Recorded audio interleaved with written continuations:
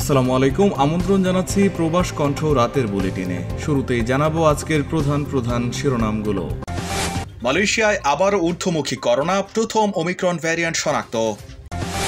ওমরা যাত্রীদের আর কোয়ারেন্টিনে থাকতে হবে না সৌদিতে।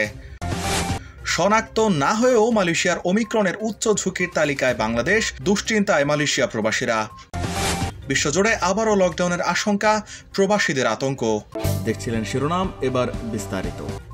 মালয়েশিয়ায় বিগত দিনগুলোর তুলনায় আবারও ঊর্ধ্বমুখী দৈনিক করোনা সংক্রমণ।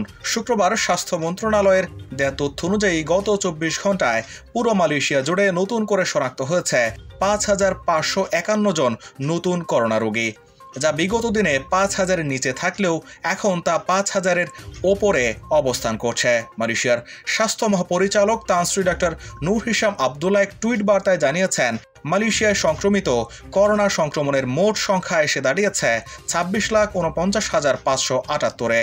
এদিকে মালয়েশিয়ায় করোনার নতুন ধরন ওমিক্রনের প্রথম রোগী শনাক্ত হয়েছে। আজ শুক্রবার এক সংবাদ সম্মেলনে দেশটির স্বাস্থ্যমন্ত্রী খায়রে জামাল উদ্দিন এই তথ্য নিশ্চিত করেছেন। সিঙ্গাপুর হয়ে মালয়েশিয়ায় আসা এক তরুণের শরীরে ওমিক্রন ভাইরাস পাওয়ার পর তাকে নিবিড় পর্যবেক্ষণে রাখা হয়েছে। ১৯ বছর বয়সের ওই তরুণ দক্ষিণ আফ্রিকা থেকে সিঙ্গাপুর হয়ে কুয়ালালামপুর বিমানবন্দরে পৌঁছালে তার শরীরে ওমিক্রন ভাইরাসের অস্তিত্ব পায় স্বাস্থ্যকর্মীরা। মালয়েশিয়ার পেরাক রাজ্যের ইপোর একটি বেসরকারি বিশ্ববিদ্যালয়ের শিক্ষার্থী ওই তরুণ বলে জানা গেছে। Variant of concern Omicron telah dikesan di Malaysia.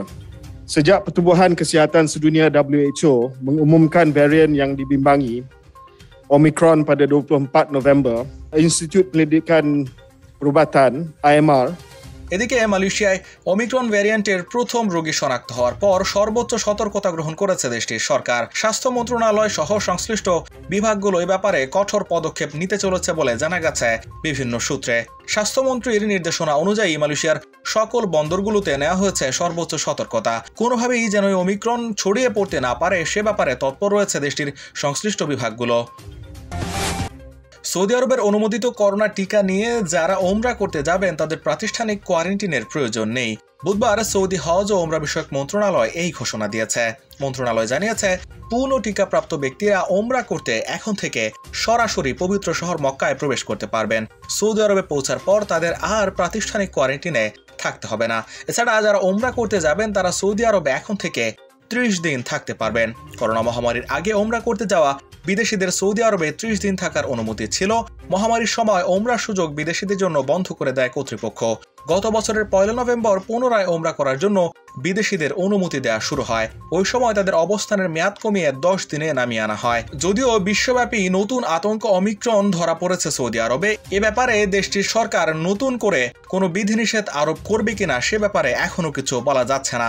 তবে ওমরা এখনো পর্যন্ত স্বাভাবিক নিয়মে পরিচালিত হবে বলে জানা গেছে। যদি ওমিক্রন ভ্যারিয়েন্ট আরো বেশি করে ছড়িয়ে পড়ে সৌদি আরবে, সেক্ষেত্রে এ সকল সিদ্ধান্তে পরিবর্তন আসতে পারে বলে ধারণা করা হচ্ছে। কোনো শনাক্ত না হয়েও মালয়েশিয়ার ওমিক্রনে উচ্চ ঝুঁকির তালিকায় বাংলাদেশ।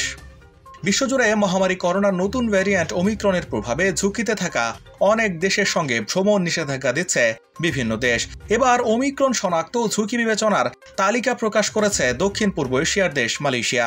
সে তালিকায় এখনো শনাক্ত না হওয়ায় বাংলাদেশের ওপর কোনো নিষেধাজ্ঞা না এলেও রাখা হয়েছে ঝুঁকিপূর্ণ দেশের তালিকায় এবং এটি উচ্চ ঝুঁকিপূর্ণ দেশ হিসেবে বর্ণনা করা হয়েছে। তারই ধারাবাহিকতায় ওমিক্রন ভ্যারিয়েন্টের ঝুঁকিতে থাকা বাংলাদেশ সহ 26টি দেশের নাগরিকদের ল্যাংকাউই ভ্রমণে সাময়িক নিষেধাজ্ঞা আরোপ করেছে মালয়েশিয়া।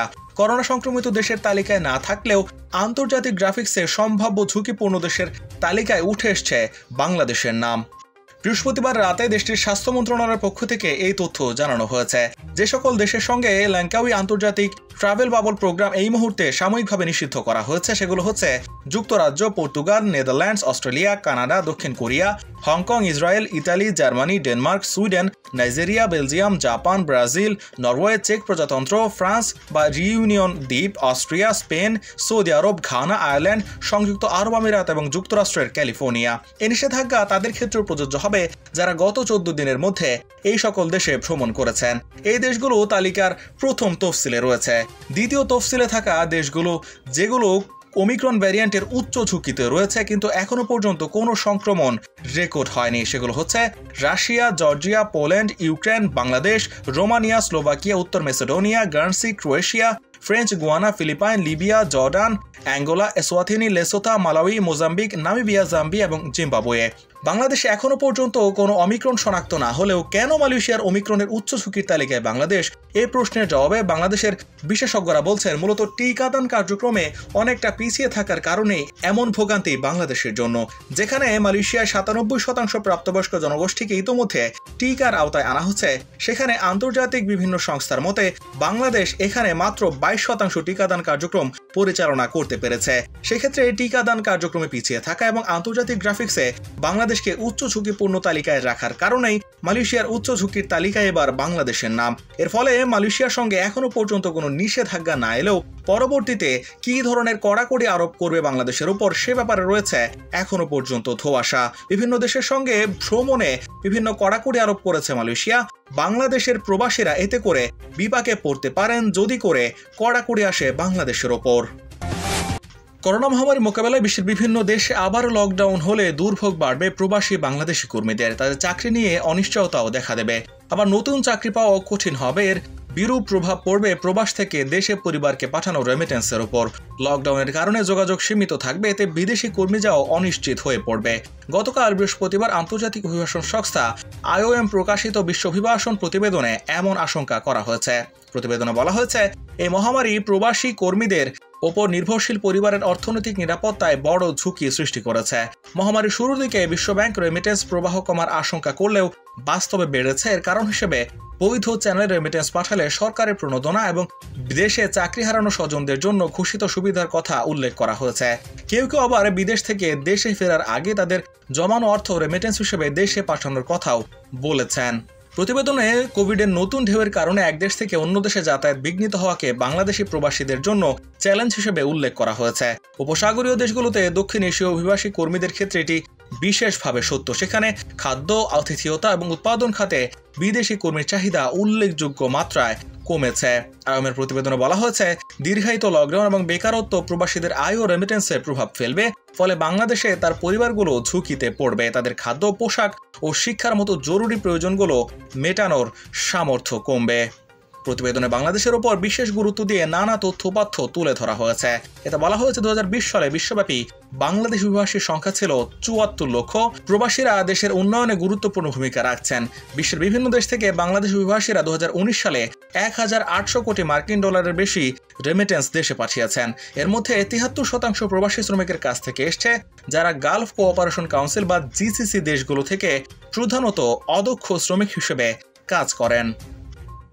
এই ছিল প্রবাস কণ্ঠ রাতের বুলেটিনের আজকের আয়োজনে। যে কোনো খবর পেতে ভিজিট করুন probashkontho.com, সাবস্ক্রাইব করুন প্রবাস কণ্ঠের ইউটিউব চ্যানেল, যুক্ত থাকুন আমাদের ফেসবুক পেজে। এতক্ষণ সঙ্গে থাকায় ধন্যবাদ সবাইকে।